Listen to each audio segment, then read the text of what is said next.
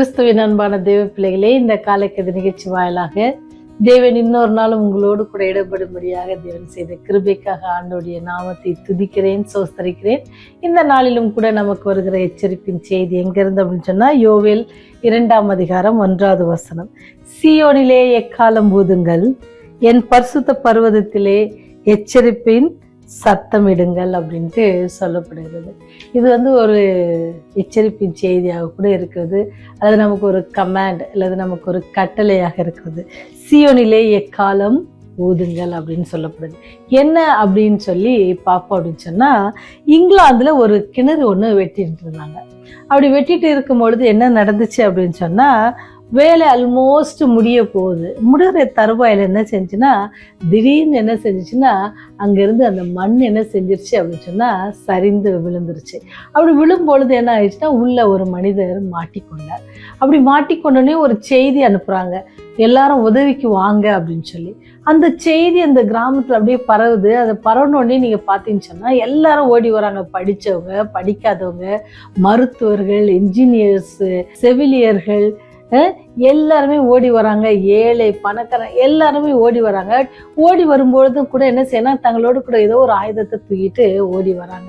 அப்படி அவங்க ஓடி வந்து பார்த்தபோது என்னன்னா, இப்படி ஒரு செய்தி, மனுஷன் என்ன செஞ்சிட்டாரு, மாட்டிக்கிட்டாரு, ஆனால் உயிரோட தான் இருப்பாரு, நம்ம எப்படியாவது அவரை காப்பாற்றணும் அப்படின்னு சொல்லி. அப்போ அதுக்கு என்ன செய்யலாம் அப்படின்னு சொன்னால், பக்கத்துலேயே இன்னொரு குழியை வெட்ட ஆரம்பித்தாங்க. அப்படி வெட்டி பாதி தூரம் போன உடனே ஒரு பைப்பு, ஒரு குழாயை வச்சு அந்த மரித்த நபருக்கு கேட்குற மாதிரி அந்த மணல்ல சொருகி பேசுறாங்க.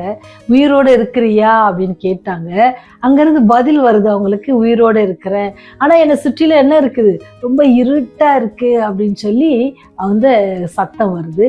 அப்போ தொடர்ந்து இன்னும் அவங்க என்ன செய்யறாங்கன்னா, அந்த சகோதரனை ரீச் பண்றதுக்கு என்னெல்லாம் செய்ய முடியுமோ அதெல்லாம் செய்து எல்லாரும் சேர்ந்து ஒற்றுமையாக என்ன செய்யறாங்க, அந்த குழாய் வழியாக பேசி அந்த மனிதனை எப்படியாச்சும் அடிக்கடிக்கு ஒரு சத்தத்தை கொடுக்குறாங்க.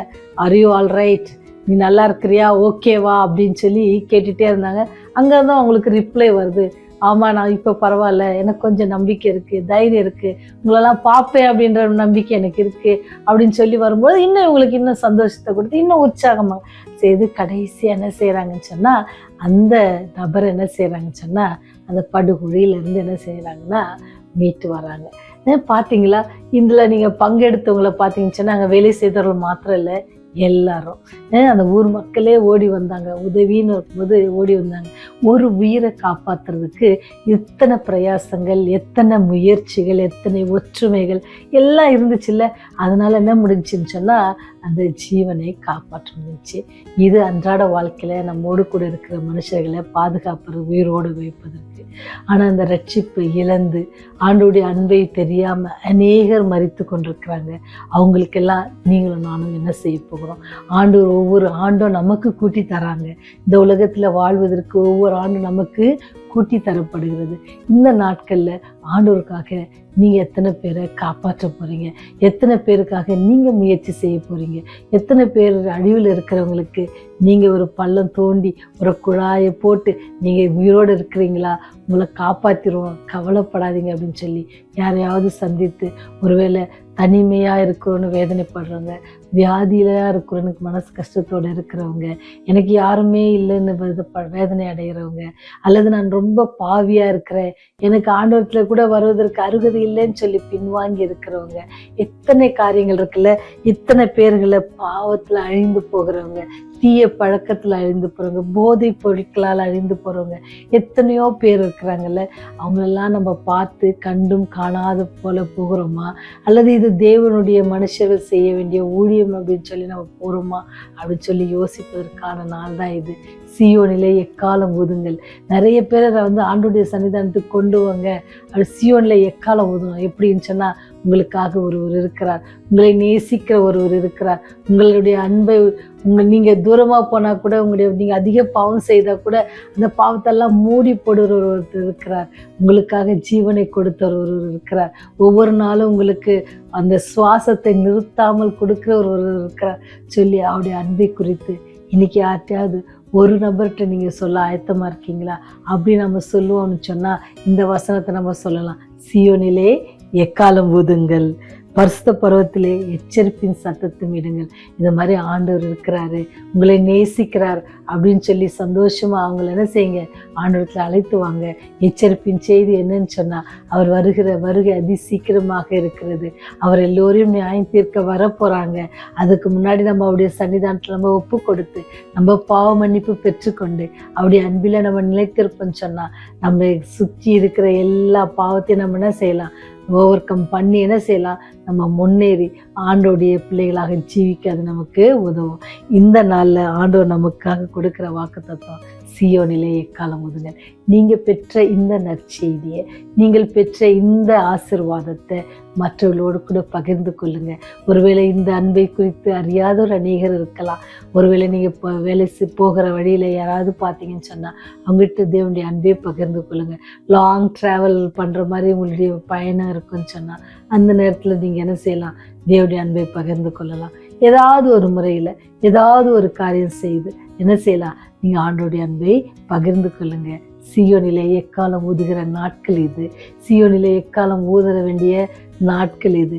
எச்சரிப்பின் செய்தியை நம்ம என்ன செய்யணுமா, ஆண்டோடைய பர்வதத்தை குறித்து நம்ம என்ன செய்யணும், ஆண்டோடைய பர்வதத்தை குறித்து நம்ம எச்சரிப்பின் செய்தியை சொல்கிற நாட்களில் வாழ்ந்து கொண்டிருக்கிறோம்.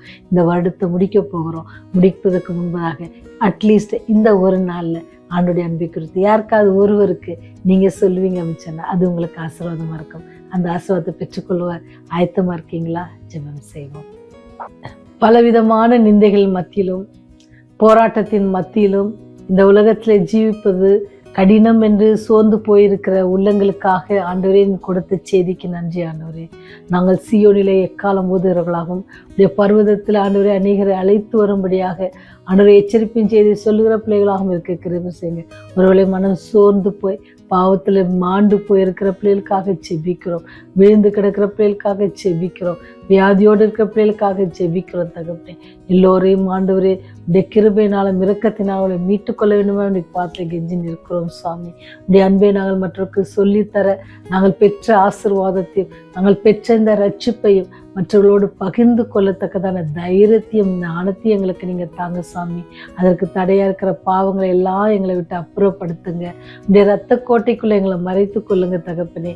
நாங்கள் உடைய பிள்ளைகளாக அந்த பரம காணானுக்கு மோடு கூட அந்த பரலோக ராஜ்யத்தில் துதியின் சத்தத்தின் மத்தியில் இவரே எங்கள் ராஜா, இவருக்காக காத்திருந்தோம், இவரில் கலிக்குறோம் என்கிற அந்த கூட்டத்தில் நாங்களும் இந்த செய்தி கேட்கிற ஒவ்வொரு பிள்ளைகளும் அவருடைய குடும்பங்களும் பேர பிள்ளைகளும் பேத்திகள் எல்லாரும் ஆண்டவருடைய சபை பிள்ளைகள் ஊழியக்காரர்கள் எல்லோரும் உங்களுடைய ராஜ்யத்துக்கு வர நீங்கள் கிருபை செய்யுங்க சாமி.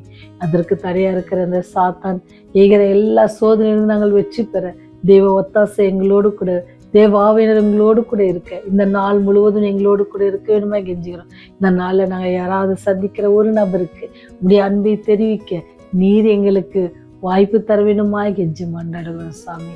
ஆண்டவரே எங்களுடைய குற்றம் குறைகளை ஒரு விசை கூட மன்னித்து உடைய ராஜ்யம் வருவதை நினைத்தல் வேண்டுமாய் இயேசுவின் வழியாய் ஜெபிக்கிறோம் ஜீவனுள்ள பரலோக பிதாவே.